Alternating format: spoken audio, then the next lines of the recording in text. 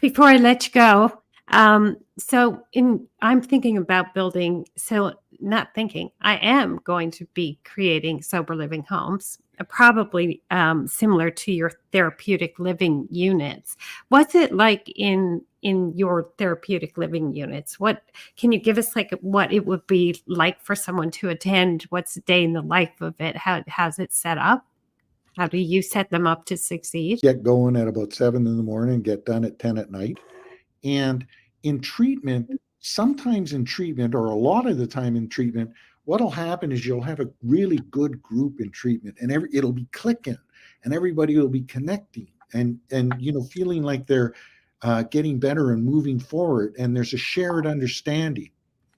That's what therapeutic community does. It's a framework that creates intense social capital. It creates a source of belonging. It creates a place where a person can alter their narrative redevelopment. It creates recovery capital, etc. And then you got to look at, okay, so who are we treating in that therapeutic community?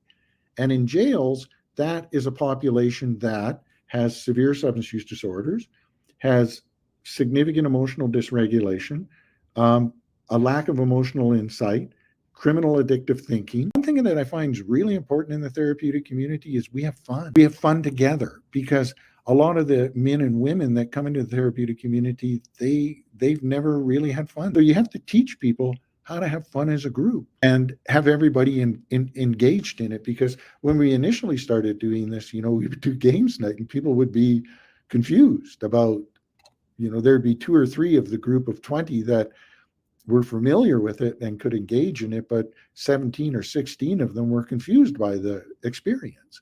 So therapeutic community is busy, it's long-term. People need to be in a therapeutic community for at least 4 months, and preferably 12 months. And do they have a chance in that time frame? Like, do they actually think about working, or do they just focus on healing themselves?